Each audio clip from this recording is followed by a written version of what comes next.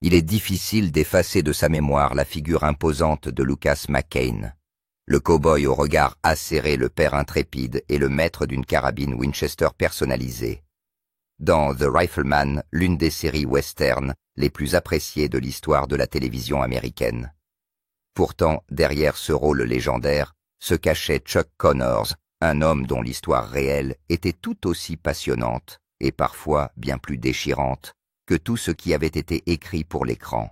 De son ascension comme l'un des rares athlètes à pratiquer 2 sports professionnels pendant l'une des périodes les plus difficiles de l'Amérique, à sa transformation en un symbole de force et de détermination morale sur le petit écran. La vie de Connors a été un mélange de triomphe et de tragédie. Il a porté avec lui non seulement la célébrité, mais aussi toute une vie de secrets profondément personnels, certains si profonds qu'ils sont restés cachés longtemps après sa mort.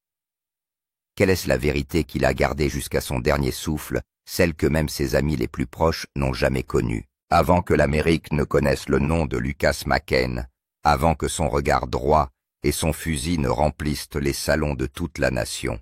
Il y avait simplement Kevin Joseph Aloysius Connors, un grand garçon introspectif qui marchait dans les rues usées de Brooklyn pendant l'un des chapitres les plus durs de l'histoire des États-Unis. Est-ce de l'histoire des États-Unis? Né le 10 avril 1921 de parents immigrés irlandais, Alan et Marcella Connors, Chuck est entré dans un monde qui exigeait tout, mais donnait très peu en retour. La Grande Dépression n'était pas qu'un moment de l'histoire, c'était une réalité quotidienne et implacable, faite de silence, de faim et de lutte. Son père travaillait sur les docks comme docker, bravant des vents violents et des horaires harassants, tandis que sa mère faisait tous les petits boulots qu'elle pouvait trouver pour étirer chaque précieux dollar. La maison était modeste, les repas étaient maigres et les rêves devaient être plus grands que les murs qui les confinaient. Lors d'une interview en 1975, Chuck a déclaré « Nous n'avions pas grand-chose, mais nous étions là les uns pour les autres, et d'une certaine manière, cela nous suffisait. » Ce n'était pas de la nostalgie qui colorait ses paroles, c'était la vérité dite sans fioriture. C'était une fenêtre sur un foyer où le chauffage était souvent défaillant, où les chaussures étaient usées, et où l'espoir se manifestait sous la forme d'un simple sourire partagé lors du dîner. Enfant Chuck ne se réfugiait pas dans le confort, mais dans le mouvement. Les trottoirs fissurés de Bay Ridge sont devenus son terrain de rêve, et les terrains poussiéreux du Boys Club local son terrain d'évasion. Il jouait au baseball avec la même intensité que d'autres se battaient pour survivre non pas pour la gloire, mais pour se sentir vivant. Ses yeux étaient toujours à la recherche d'une issue, d'un moyen d'avancer, et à l'âge de 14 ans seulement une lueur est apparue. Ses qualités athlétiques brutes, non entraînées mais indéniables, ont attiré l'attention des recruteurs. Il s'est vu offrir une bourse d'études à l'Adelphi Academy, une école privée qui contrastait fortement avec tout ce qu'il connaissait. Je ne me suis jamais senti à ma place, admettra-t-il plus tard, mais je savais que je devais faire en sorte que cela compte. C'était un paradoxe douloureux que d'être le garçon pauvre parmi les privilégiés, de porter le poids des attentes et la peur de ne pas être à la hauteur. Mais Chuck l'a porté avec une fierté tranquille. À Adelphi, il excellait non seulement dans un sport, mais dans plusieurs baseball, basketball, football, athlétisme, il était infatigable. Chaque coup de batte, chaque goutte de sueur l'éloignait un peu plus de la pauvreté. Et pourtant, même s'il s'est élevé, les ombres de ses origines ne l'ont jamais vraiment quitté. Parfois, je m'asseyais seul après l'entraînement, dit-il, dans une rare réflexion de 1981, en pensant à la chance que j'avais et à la peur que j'avais de la perdre. Cette peur, ce feu sont restés en lui. Elle brûlait derrière ses yeux calmes et sa posture stable. C'est ce qui lui a donné l'avantage qui définira plus tard Lucas McCain, un homme qui connaissait la douleur, mais qui n'en parlait jamais. Avec le recul, la véritable tragédie n'était pas seulement la dureté de la vie, c'était aussi le silence de la douleur. Chuck n'a jamais dramatisé ses débuts, mais quiconque l'écoutait attentivement pouvait l'entendre. Le déchirement d'une enfance passée a désiré le calme cruel de rêves trop grands pour les murs d'un appartement de la classe ouvrière. Mais d'une manière ou d'une autre, Il a transformé toutes ses difficultés en carburant. Le garçon de Brooklyn ne s'est pas contenté de survivre. Il s'est préparé. Chaque sprint, chaque prière silencieuse, chaque nuit passée, l'estomac vide, ont jeté les bases d'un homme qui un jour s'élèverait dans le mythe américain. Il n'était pas issu d'un milieu privilégié, mais de la persévérance, et c'est ce qui a fait toute la différence. Quand on grandit avec si peu, même un petit cadeau peut ressembler à un miracle. Pour Chuck, ce cadeau était le mouvement. Courir, attraper, sauter, lancer. Le sport n'était pas seulement un amusement, c'était son moyen de s'en sortir sa voix dans un monde qu'il écoutait rarement. Lorsqu'il arrive à l'université de Seton Hall, au début des années 1940, Chuck n'est plus seulement en train de survivre, il est en train de prospérer. Grand, agile et motivé, il jouait au basketball et au baseball, gagnant le respect de ses coéquipiers et des recruteurs. Son surnom Chuck venait de l'appel qu'il lançait à ses coéquipiers. « Chuck it to me », une phrase criée avec le genre d'énergie affamée qui le caractériserait un jour. Mais derrière les sourires et les statistiques se cachait un garçon qui fuyait encore la pauvreté, la peur, et l'idée que tout pouvait disparaître en un instant, et c'est ce qui s'est passé à bien des égards. En 1946, Chuck a rejoint les Boston Celtics lors de leur saison inaugurale. Du haut de son mètre 90, il était l'un des hommes les plus grands sur le terrain et est entré dans l'histoire en devenant le premier joueur de la NBA à briser un panneau arrière au cours d'un match. Sa présence physique était indéniable, mais la gloire n'a pas suivi. Il n'a joué que 49 matchs et a marqué en moyenne 4,5 points par soir. Ce n'était pas un échec, mais ce n'était pas l'avenir qu'il imaginait. Moins d'un an plus tard, il quittait les Celtics non pas parce qu'il le voulait, mais parce qu'il pensait que le baseball était plus prometteur. Cette conviction lui brisera bientôt le cœur. Le 1 er mai 1949. Chuck Connors fait enfin ses débuts en Ligue majeure avec les Brooklyn Dodgers. Pour un garçon de Bay Ridge, porter cet uniforme était un rêve devenu réalité. Mais le destin peut être cruel. Il n'a joué qu'un seul match à frapper dans un double jeu et a été renvoyé dans les ligues mineures avant même d'avoir eu le temps de respirer. Ce jour-là était resté gravé dans ma mémoire pendant des années, a-t-il admis des décennies plus tard. Je pensais que c'était fini, que j'avais tout gâché. Mais Chuck n'a pas abandonné. Il a continué à jouer dans les ligues mineures avec une détermination implacable. Royaux de Montréal, Angels de Los Angeles, partout où il l'emmène. En 1951, il a une nouvelle chance, cette fois avec les Chicago Cubs. Il joue 66 matchs, frappe 2 home runs et affiche une moyenne de 239. Ce n'est pas suffisant pour faire de lui une star, mais c'est plus que la plupart des joueurs. Il ne jouait pas seulement pour les statistiques, il jouait pour la dignité. Chaque coup de batte était une bataille contre la voix intérieure qui lui disait qu'il n'était pas assez bon. Dans les coins tranquilles des clubs et des chambres d'hôtel, Chuck a commencé à sentir un changement. Peut-être que le rêve qu'il avait poursuivi toute sa vie n'était pas destiné à durer.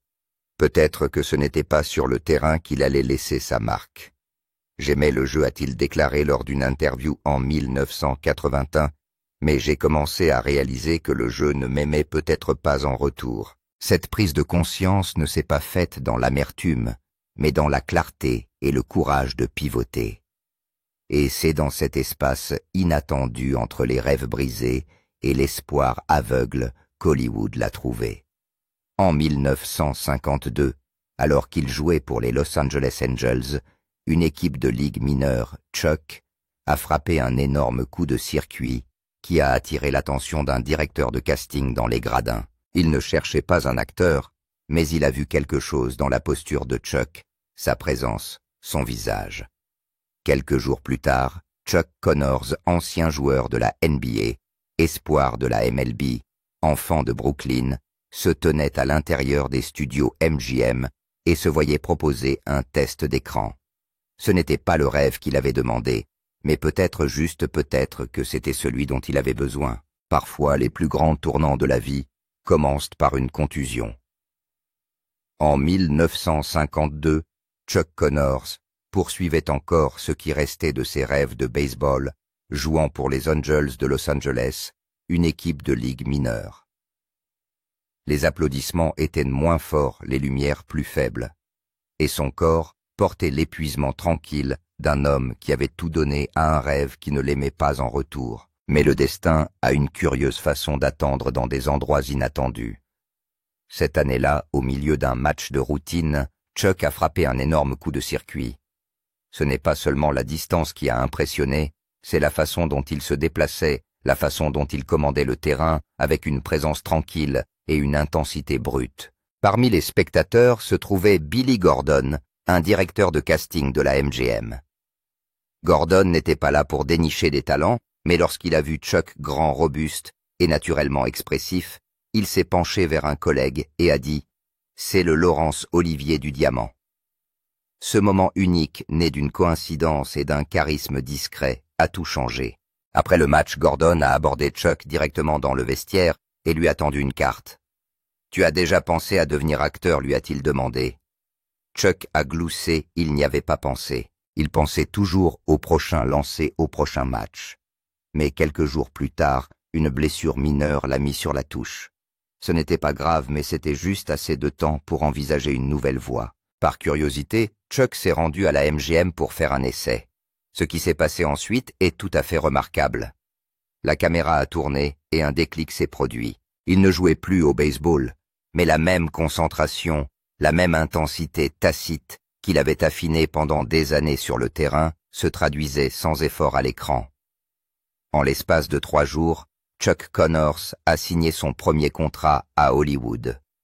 Pour un homme qui avait passé la dernière décennie à se faire dire qu'il n'était pas assez bon, l'affirmation était tranquillement bouleversante. « J'avais l'impression qu'on m'avait enfin vu », dira-t-il plus tard dans une interview en 1964.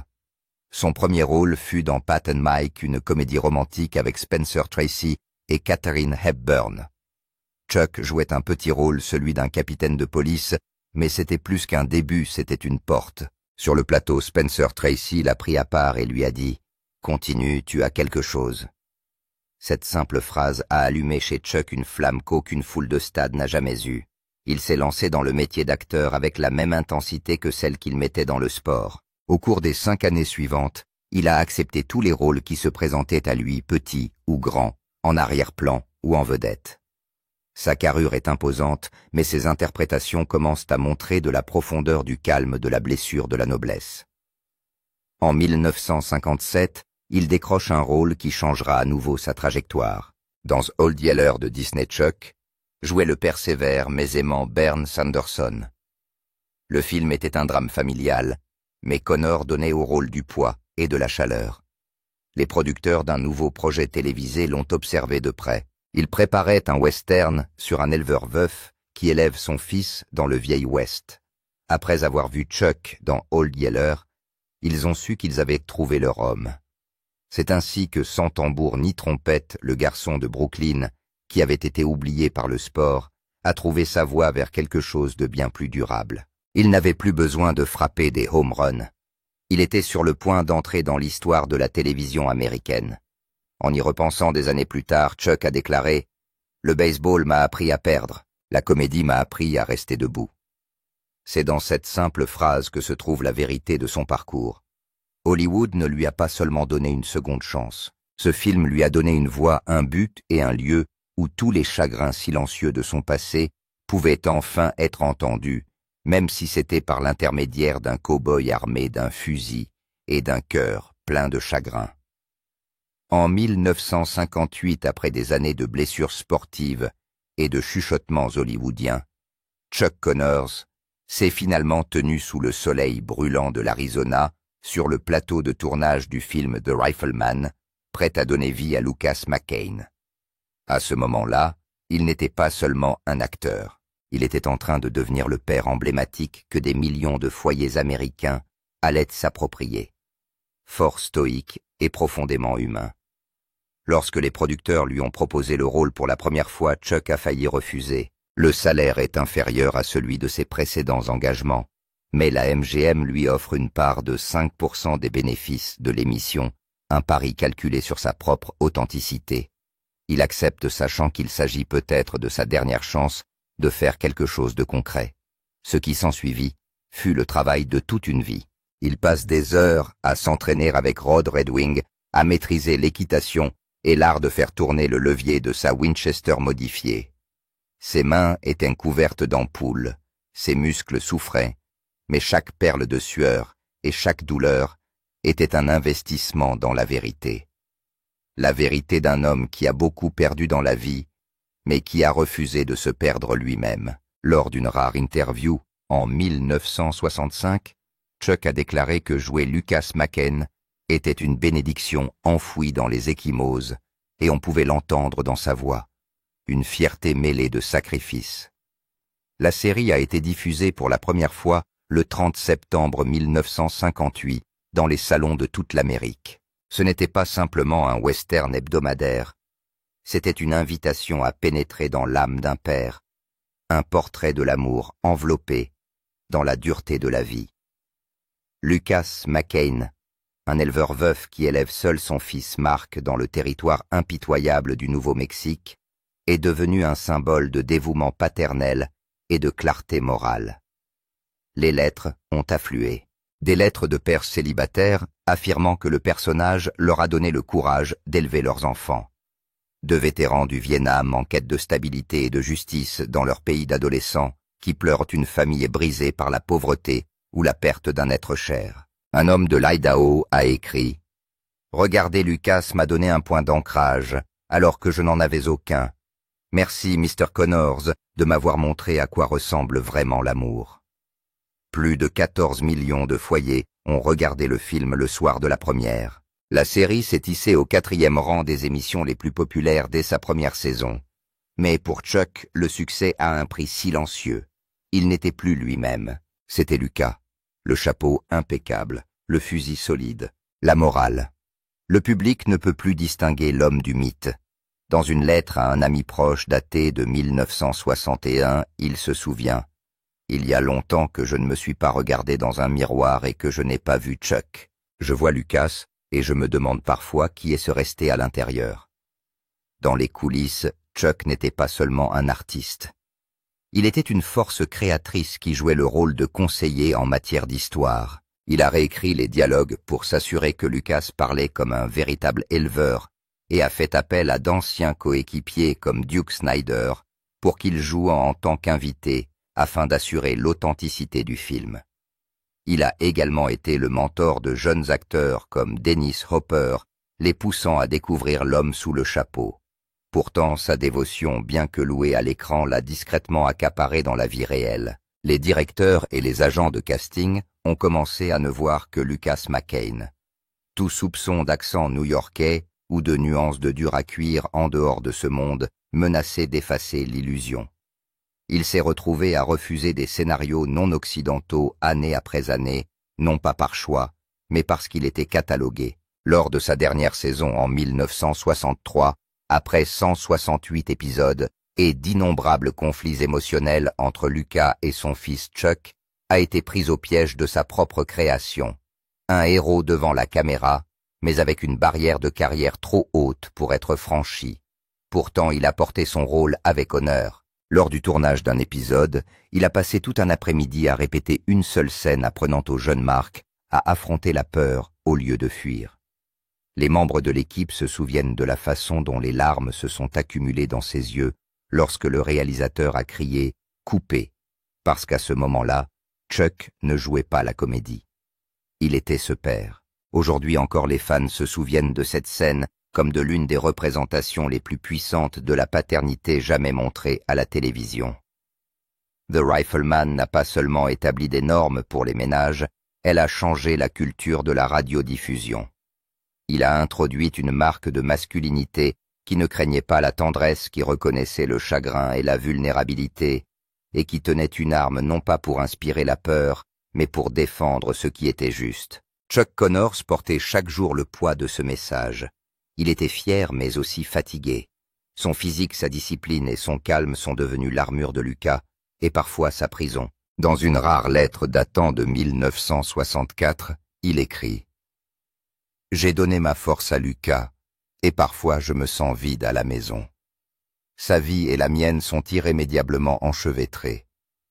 Lors de la dernière saison, sa popularité est restée inébranlable, mais la frontière entre Chuck et Lucas s'est tellement estompée que Hollywood n'a plus reconnu l'homme qui se cachait derrière la légende. Aux yeux du public, Chuck Connors était Lucas McCain, et rien d'autre n'avait d'importance. Pourtant, c'est dans ce paradoxe que réside la vérité de son plus grand rôle. Il n'a pas seulement donné à l'Amérique un héros de télévision, il lui a donné un père qui portait une douleur tranquille, un amour inébranlable et un sens moral inébranlable, le tout capturé à travers la pirouette de Winchester et le coucher de soleil dans la prairie. Lorsque le générique de fin de l'épisode de 1963 a retenti, il n'y a pas eu de fanfare, juste l'écho de l'aboiement d'un fusil et le silence pesant de millions de personnes regrettant quelque chose qu'elles n'ont jamais vraiment compris, un vrai père qui s'est battu trop longtemps pour garder son identité dans un mythe. Ce n'est pas seulement le lien à l'écran entre Lucas McCain et son fils Mark qui a conquis le cœur de l'Amérique. Dans les coulisses du film The Rifleman, une relation bien plus profonde et poignante s'est nouée entre Chuck Connors et le jeune acteur Johnny Crawford. Ce qui n'était au départ qu'une décision de casting s'est transformé en une amitié de toute une vie qui a traversé des décennies des épreuves et finalement des adieux déchirants. Il n'était pas seulement une co-star, il était un vrai père pour moi, dira plus tard Johnny, la voix tremblante de chagrin lors des funérailles de Chuck en 1992. Cette seule phrase brute et non répétée en dit plus que 1000 scènes scénarisées ne pourraient jamais le faire. Dès le début du tournage en 1958, Chuck a pris Johnny sous son aile. Hors caméra, il n'était pas seulement un mentor dans le domaine de la comédie, mais aussi dans la vie. Chuck invitait Johnny à des week-ends de camping où il s'asseyait près du feu, racontait des histoires et parlait de choses qui dépassaient largement le cadre d'Hollywood. Johnny s'est souvenu un jour qu'il m'avait appris à pêcher, à seller correctement un cheval, mais qu'il m'avait surtout appris à être un homme. Les moments qu'il partageait n'étaient pas destinés aux caméras, et c'est peut-être pour cela qu'ils étaient si importants. Sur le plateau, Chuck veillait à ce que Johnny ne se sente jamais comme un subalterne. Lorsque les caméras ne tournaient plus, il emmenait Johnny à des matchs de baseball, le présentant même à ses anciens coéquipiers.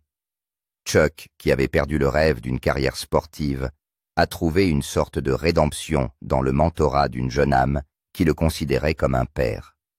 Au fur et à mesure que les Riflemen progressaient la complexité émotionnelle de leurs scènes, les regards tendres, les bras protecteurs, la discipline douce se développait. Il ne s'agissait pas seulement de moments bien joués.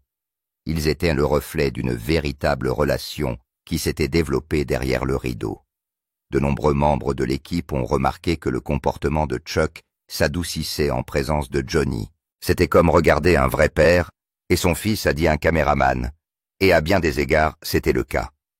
Mais c'est des décennies plus tard, alors que les caméras avaient cessé de tourner depuis longtemps, que ce lien s'est révélé le plus profondément. Lors des funérailles de Chuck Connors en novembre 1992, Johnny Crawford se tenait devant la foule en deuil, à peine capable de parler. Chuck était plus que Lucas McCain. Il était l'homme qui m'a fait me sentir en sécurité quand j'avais peur. Il était là quand j'ai perdu mon premier animal de compagnie. Il m'a encouragé plus fort que quiconque lorsque j'ai obtenu mon diplôme d'études secondaires. Je n'ai pas seulement perdu un ami, j'ai perdu un père. Ce n'était pas un acte publicitaire ni un drame hollywoodien. C'était de l'amour pur, douloureux et irremplaçable. Dans une ville où les relations sont souvent éphémères, la leur a perduré. Elle n'était pas fondée sur la célébrité ou des contrats, mais sur des repas partagés, des conseils chuchotés et une compréhension silencieuse. Chuck Connors a peut-être incarné le père préféré des Américains à l'écran, mais pour Johnny Crawford, il a vécu ce rôle chaque jour. Cette partie de l'histoire de Chuck, si discrètement profonde, ajoute une dimension à son héritage qu'aucune nomination aux Emmy Awards ou lettre de fan n'aurait jamais pu donner. Dans une carrière souvent marquée par des hauts dramatiques et des bas douloureux, le lien qu'il a forgé avec Johnny reste l'une des réussites les plus authentiques et les plus durables de sa vie. Et peut-être que pour ceux qui regardent encore The Rifleman tard le soir, ce fil invisible entre la fiction et la vérité est ce qui fait que l'histoire perdure et que nos cœurs se brisent un peu plus. Mais lorsque les applaudissements pour The Rifleman se sont tus et que les caméras se sont tues, une nouvelle bataille a commencé, une bataille qui n'était pas scénarisée, mais qui n'était que trop réelle. Pour Chuck Connors, le succès même qu'il avait catapulté dans les salons américains soir après soir est devenu la cage qui l'a enfermé. À la fin des 168 épisodes de la série, Chuck n'était plus considéré comme un acteur. Il était Lucas McCain. Et c'est là, ironiquement, que réside le problème. La castration, un mot qui sonne comme une clinique, mais qui à Hollywood peut ressembler à une condamnation à perpétuité. Chuck s'est retrouvé noyé sous les offres pour jouer d'autres cow-boys, d'autres héros robustes, d'autres versions du même homme qu'il avait déjà incarné à la perfection. Il a refusé 8 pilotes de western télévisés dans les 2 années qui ont suivi la fin de The Rifleman. « Je ne voulais pas passer le reste de ma vie sur une selle », a-t-il dit un jour. Mais il n'a pas été facile de se libérer. Il a essayé. Il l'a vraiment fait. Dans Branded 1965-66, il jouait un officier de cavalerie en disgrâce qui tentait de laver son nom. Le rôle était complexe, sombre, loin de l'intégrité inébranlable de Lucas McCain.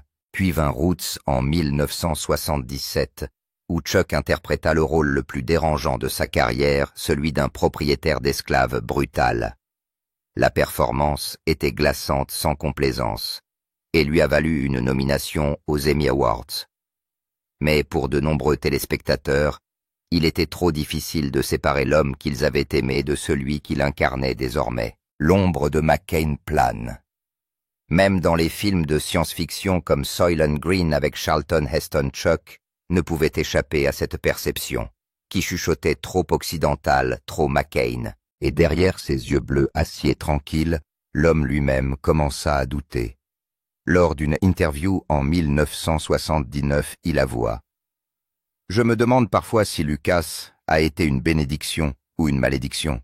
Il m'a tout donné, mais il m'a tant pris. C'est un paradoxe brutal que d'être aimé si profondément pour un rôle qui engloutit tous les autres aspects de son métier. » Pour Chuck Connors, le poids d'être le père préféré des Américains n'était pas seulement un honneur, c'était un fardeau.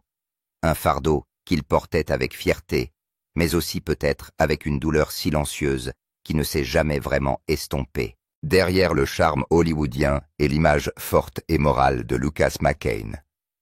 Chuck Connors était un homme qui portait le poids d'une vie privée bien plus turbulente que le personnage qui l'a rendu célèbre. Il n'était pas seulement un héros de télévision, c'était aussi un homme qui a subi les dégâts émotionnels de 3 mariages brisés, chacun d'entre eux mettant un peu plus en péril l'image soigneusement élaborée qu'il projetait au monde. Alors qu'il incarnait à l'écran le père idéal de l'Amérique, les relations de Connors dans la vie réelle étaient souvent houleuses, tendues et marquées par des déchirements et des controverses. Et ce qui fait peut-être le plus mal, ce n'est pas seulement le contraste, mais le temps qu'il a fallu au monde pour voir la vérité. Son premier mariage avec Elizabeth Riddell en 1948 remonte à l'époque où il jouait dans la Ligue mineure de baseball au Canada. Ensemble, ils ont eu 4 fils et ont incarné pendant un certain temps la famille américaine idéale de l'après-guerre. Les photos de ces années-là les montrent souriants lors de pique-niques, visitant des terrains de baseball, posant pour des cartes de Noël. Mais derrière les portes closes, l'infidélité compulsive de Chuck avait déjà commencé à corroder cette vie parfaite. Les initiés d'Hollywood murmuraient à propos de ses flirts avec des costards, de ses sorties nocturnes et des appels téléphoniques secrets qu'Elizabeth faisait semblant de ne pas remarquer. « J'étais mariée au personnage qu'il jouait, pas à l'homme qu'il est devenu », aurait-elle déclaré à un ami au début des années 60. En 1962, leur mariage s'est désintégré sous le poids de la trahison émotionnelle. 1 an plus tard, Chuck se remarie cette fois avec Kamala Devi, une actrice indienne rencontrée sur le tournage de Geronimo. Cette union a choqué Hollywood. Un mariage interracial au plus fort des tensions raciales aux États-Unis faisait la une des journaux, et Chuck a d'abord accepté l'attention. Mais ce que les tabloïds n'ont pas publié, ce sont les disputes silencieuses, la distance émotionnelle et les rumeurs chuchotées d'altercations physiques. Des collègues ont décrit cette dynamique comme mercuriale, tantôt romantique et dévouée, tantôt glaciale et cruelle. Les amis de Kamala ont déclaré plus tard qu'elle se sentait souvent plus comme un accessoire dans le récit public de Chuck que comme une partenaire dans la vie. Après leur divorce en 1972, Chuck a sombré dans le célibat jusqu'à ce qu'il épouse en 1977 Faith Quabius, une ancienne playboy plus jeune de 3 décennies. Ce couple a fait froncer les sourcils même dans une industrie aussi permissive que Hollywood. Ils se marièrent rapidement et vécurent somptueusement. Mais les proches de Chuck remarquèrent en quelque chose d'inquiétant.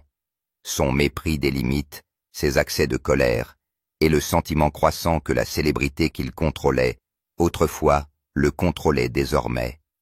Le mariage s'est effondré en moins de 3 ans. Des rumeurs ont circulé sur des manipulations psychologiques, des sautes d'humeur erratiques et des menaces chuchotées. Chuck, qui était autrefois le symbole de la force tranquille chez le carabinier, semblait de plus en plus hanté en dehors de l'écran. Ces mariages brisés donnent une image qui donne à réfléchir. Alors que Lucas McCain était l'incarnation de la loyauté, de l'honneur et de la stabilité émotionnelle, Chuck Connors était souvent impulsif, distant et pris dans des cycles de sabotage. L'un de ses fils a déclaré plus tard dans une interview « Les gens le voyaient comme une incroyable figure paternelle, mais nous le connaissions comme quelqu'un qui chassait les rôles plus que les anniversaires, qui embrassait les fans plus qu'il ne nous serrait dans ses bras. Les dégâts ont été profonds. Les relations de Chuck avec ses enfants sont devenues tendues. Il a manqué des remises de diplômes, des anniversaires et même des séjours à l'hôpital. L'un de ses fils aurait cessé de lui parler pendant des années. La chaleur qu'il affichait sur le plateau, le bras rassurant autour de l'épaule de Johnny Crawford, le sourire paternel n'apparaissait que rarement en privé. Au lieu de cela, sa famille a vu un homme consumé par sa légende, piégé par ses attentes et incapable ou peu désireux d'ouvrir la porte à la vulnérabilité. Ses amis ont également remarqué cette dichotomie. Sur le plateau, Chuck pouvait illuminer une pièce, mais seul il semblait dans l'ombre, préoccupé sur ses gardes. Un réalisateur s'est souvenu qu'il était 2 personnes, l'homme qui faisait pleurer l'Amérique tous les jeudis soirs, et l'homme qui pleurait seul dans sa caravane une fois que les caméras s'arrêtaient. Certaines de ces covedettes sont devenues méfiantes. Plusieurs d'entre eux ont refusé de travailler à nouveau avec lui, invoquant un comportement qui allait du flirt inapproprié à la véritable manipulation émotionnelle. Bien que rien n'ait jamais été rendu public de son vivant, le consensus privé était clair. Chuck Connors était compliqué, magnétique, mais émotionnellement dangereux. Pourtant rares sont ceux qui s'expriment. Son charisme, sa célébrité et l'imposante présence de Lucas McCain ont jeté une ombre longue et protectrice. Ce n'est qu'après sa mort en 1992, alors que les commémorations s'estompaient et que de vieux amis parlaient plus franchement qu'une image plus complète a émergé. L'icône adulée par l'Amérique a vécu une vie pleine de contradictions. Son plus grand rôle est devenu son plus lourd fardeau, et ses proches, ceux qui vivaient hors de portée des caméras, étaient souvent laissés dans l'ombre. L'histoire de Chuck Connors nous oblige à nous interroger sur la nature de la célébrité de la famille et de l'identité. Elle pose une question embarrassante. Un homme peut-il être à la fois un héros et un bourreau des cœurs, une icône et un absent? Et si c'est le cas, duquel se souvient-on? L'homme à l'écran ou l'homme derrière l'écran? En fin de compte, la plus grande tragédie n'a peut-être pas été l'échec de ses mariages ou l'éclatement de sa famille. C'est que les qualités mêmes qui l'ont rendu inoubliable pour des millions de personnes, sa force, son stoïcisme et son charisme ont également construit les murs émotionnels qui ont tenu ses proches à distance. Chuck Connors n'était pas seulement un personnage de télévision. c'était un homme plein de conflits, de déchirements et de complexité. Et comme tant de grandes performances, sa véritable histoire n'a été pleinement comprise que longtemps après la tombée du rideau final. Chuck Connors a peut-être captivé le public par son charme brutal et sa sagesse paternelle à l'écran. Mais en coulisses, une histoire très différente se déroulait, une histoire bien plus controversée, compliquée et douloureusement humaine. Sous les traits de Lucas McCain, il incarnait le genre d'homme que tous les fils admiraient et en qui toutes les filles avaient une confiance. Mais beaucoup de ceux qui ont travaillé avec lui, en particulier les femmes, raconteront plus tard une réalité moins polie et plus troublante. Dans les cercles très fermés du Hollywood des années 1960 et 1970, les murmures sur le comportement de Chuck se sont amplifiés.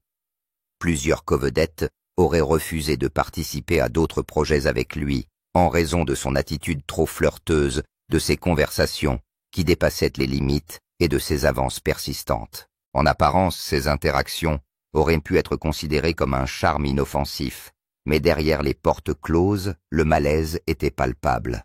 Comme l'aurait confié une actrice anonyme, il jouait le rôle d'un gentleman à l'écran, mais il ne savait pas toujours où s'arrêtait la performance.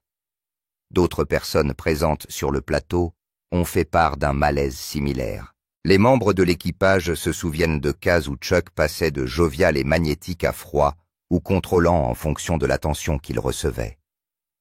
Sa présence imposante autrefois, image réconfortante de la force paternelle, pouvait devenir un instrument d'intimidation lorsque les choses ne se passaient pas comme il le souhaitait. Bien qu'aucune accusation formelle n'ait jamais été rendue publique de son vivant, le nombre de refus discrets de travailler à nouveau avec lui en dit long. Pendant ce temps, dans sa vie privée, les fissures étaient encore plus profondes. Certains de ses enfants, en particulier ceux issus de son premier mariage avec Elizabeth Riddell, ont exprimé au fil des ans un profond sentiment d'abandon affectif. Lors d'une rare interview, l'un de ses fils a déclaré « Les gens me demandent ce que c'est que de grandir avec Lucas McCain comme père. Je leur réponds que ce n'est pas le cas. J'ai grandi en le regardant à la télévision comme tout le monde, mais dans la vraie vie, il n'était jamais là. La contradiction est déchirante. Des millions de personnes ont vu en Connor le protecteur ultime, l'homme qui ne reculait devant rien pour protéger son fils Mark dans The Rifleman. Pourtant, ses propres fils Flesh and Blood ont souvent dû vivre leurs années les plus formatrices sans lui. Les anniversaires passaient sans appel téléphonique. Les événements importants de la vie se succédaient sans qu'il en soit tenu compte. Même lorsqu'il était présent, Chuck était décrit comme distrait, préoccupé par les scripts, la célébrité ou sa prochaine conquête. Cette distance émotionnelle se répercutait sur ses relations avec ses amis et ses collègues. Certains l'ont trouvé généreux et captivant. D'autres l'ont qualifié de lunatique et de dédaigneux. Un thème récurrent dans ses récits est l'imprévisibilité des moments de chaleur suivis d'un retrait soudain, des louanges suivies de critiques froides. Un collègue acteur a fait remarquer que Chuck avait le don de vous faire sentir comme la seule personne dans la pièce, jusqu'à ce que vous réalisiez qu'il n'écoutait pas vraiment. Au fil des ans, alors que son étoile s'éteignait lentement, les comportements se sont accentués. Ses relations avec des femmes plus jeunes ont fait l'objet d'un examen de plus en plus minutieux et des histoires de crises impulsives ont circulé plus largement. Beaucoup ont commencé à le voir comme un homme vivant toujours dans l'armure de Lucas McCain, refusant de laisser voir sa vraie personnalité, même si celle-ci devenait de plus en plus difficile à maintenir. Rétrospectivement, la vie de Chuck Connors, derrière la caméra, est un portrait de contradiction. Un homme vénéré pour son sens moral à la télévision, mais qui s'éloigne souvent de ces mêmes principes dans la vie réelle. Son histoire nous oblige à examiner ce qu'il en coûte d'idolâtrer des personnages publics sans s'interroger sur les sacrifices privés qui les rendent possibles. Que se passe-t-il lorsque le héros que nous admirons n'existe qu'entre les pauses publicitaires? Et quel est le prix à payer par ses proches pour cette illusion? La tragédie de Chuck Connors ne réside pas seulement dans ses relations défectueuses ou dans les chuchotements qui l'ont suivi dans les studios, mais aussi dans le gouffre qui sépare l'homme adulé par le monde entier de celui qui, selon de nombreux témoignages, ne s'est jamais montré à la hauteur pour ceux qui avaient le plus besoin de lui. Il était une étoile qui a illuminé des millions de foyers, tout en laissant des coins sombres dans le sien. La véritable déchirure de son héritage n'est peut-être pas qu'il n'ait pas atteint la perfection, mais qu'il nous ait enseigné douloureusement que les mythes les plus brillants sont souvent ceux qui projettent les ombres les plus longues. Dans le dernier chapitre de la vie de Chuck Connors, la frontière entre le personnage et l'homme s'est brouillée une fois de plus, cette fois, avec une émotion brute et une vulnérabilité visible. En 1991, près de 3 décennies après la fin de The Rifleman Connors, a repris son rôle le plus emblématique dans le téléfilm The Gambler Returns, The Luck of the Draw. Alors qu'il enfile à nouveau les bottes de Lucas McCain, ceux qui étaient présents se souviennent qu'il a pleuré en choisissant le bon chapeau pour le personnage. Cet instant en dit long. Il ne s'agissait pas seulement d'un rôle, mais d'une partie de son âme d'un personnage qu'il n'a jamais vraiment abandonné et qu'il n'a jamais voulu abandonner. Lucas McCain était devenu son héritage, son ombre et peut-être son dernier réconfort. Mais derrière ces retrouvailles se cachait une vérité déchirante. Des années de tabagisme ont rattrapé Connors. Au début de l'année 1992, on lui a diagnostiqué un cancer du poumon. Peu de temps après, il est hospitalisé pour une pneumonie. Quelques mois à peine après avoir réintégré le monde de McCain, Chuck Connors est décédé le 10 novembre 1992 à l'âge de 71 ans. La maladie qui lui a volé son souffle a également réduit au silence l'une des voix les plus durables de la télévision. Lors de la cérémonie commémorative, Johnny Crawford, son fils à l'écran et compagnon dans la vraie vie, a prononcé un éloge funèbre les larmes aux yeux. Il n'était pas qu'une simple costard, a déclaré Johnny avec douceur. C'était un homme merveilleux. Il était mon ami. Il était mon père. Ces mots faisaient écho aux sentiments de millions de personnes qui avaient grandi en regardant The Rifleman et qui s'étaient tournées vers Lucas McCain comme vers un phare de force et de clarté morale dans un monde en mutation. Chuck Connors n'était pas un homme parfait, mais son impact était indéniable. En 1984, il a reçu une étoile sur le Hollywood Walk of Fame, une marque officielle de sa contribution au monde du spectacle. Pourtant, son véritable héritage vit dans les cœurs et non dans les plaques.